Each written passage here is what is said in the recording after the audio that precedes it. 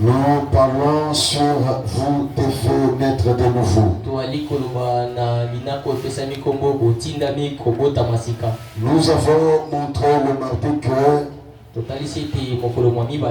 il y a une raison pour laquelle Dieu nous exige de naître de nouveau. Ici, Dieu ne nous supplie pas.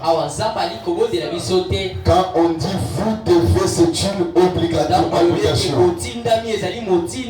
C'est obligatoire que tout le monde doit naître de nouveau. Et nous avons dit que la raison pour laquelle nous devons naître de nouveau, parce que pour commencer, nous sommes nés tous pécheurs. Aucun homme ne peut lever sa main. Ils sont petits pour dire qu'il est parfait. Tout homme est né pécheur. Même s'il a un grand don, même s'il est connu dans le monde entier, néanmoins il est né pécheur. Par conséquent, l'homme qui est né pécheur ne peut pas sauver un autre pécheur. Il a fallu seulement Dieu lui-même qu'il puisse prendre le corps humain, qu'il puisse devenir pécheur pour sauver les pécheurs que nous étions. C'est pourquoi c'est ça même le mystère de la piété. Un homme ne peut pas sauver un autre homme. C'est lui qui peut sauver. C'est Dieu. C'est lui qui est juste. C'est Dieu. C'est lui qui est parfait. C'est Dieu. C'est en Dieu il y a la perfection. C'est en Dieu il y a la justice. C'est en Dieu il y a la vérité. Oui, bien mes frères et sœurs. Par conséquent, tout homme est né pécheur. Quand il est né pécheur, il a été perdu. Le péché perd. Le péché perd. D'abord la maladie qui tue, c'est le péché. Bien-aimé, vraiment on faisait le diagnostic. Il dit, beaucoup de médecins disent que la maladie la plus mortelle, c'est la crise cardiaque. Ici nous disons peut-être c'est le sida.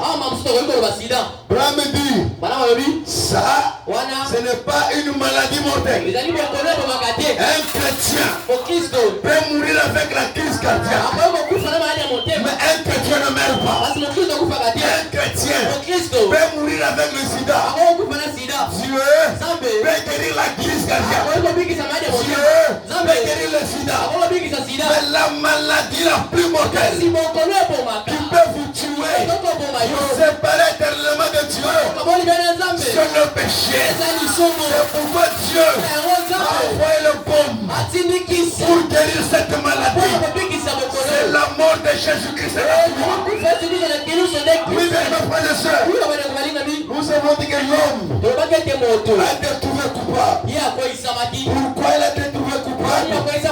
Parce qu'il a brisé la parole de Dieu. Et la peine du péché était grande. Aucun homme ne pouvait expier. Frère, la peine du péché, c'est la mort. Tous, par essence, nous sommes candidats en enfer. Parce que nous sommes nés dans le péché, conçus dans l'iniquité. Qui pouvait sauver l'autre? La peine du péché, c'est la mort. Et nous avons dit où est-ce que le péché a commencé. Le péché n'a pas commencé sur la terre. Le péché a commencé au ciel. Avec Lucifer qui a fait désobéir à Dieu. Oui, Dieu a établi les humains et les anges sur la même base. C'est-à-dire le libre arbitre. Ce soir, toi-même tu as ton choix à faire. Dieu n'envoie personne en enfer. C'est toi-même qui peux t'envoyer en enfer par ton choix que tu veux. Dieu n'est pas un dictateur. il envoie sa parole, il voulait se libre de choisir. C'est comme ça qu'il avait créé aussi les hommes. Il les a laissé le choix de choisir. Maintenant Satan, le diable, quand il a été donné de faire son choix, ça c'est au ciel où le péché a commencé. Parce que tu vas me condamner le péché. Nous parlons du mot péché. Nous devons connaître l'origine du péché. Le péché n'a pas commencé sur la terre. Le péché a commencé au ciel avec Lucifer. Lucifer signifie l'ange de lumière. C'est quand il a désobéi, on lui a donné le nom de Satan et diable. Oui frère. Voyez au ciel, Satan a fait son choix.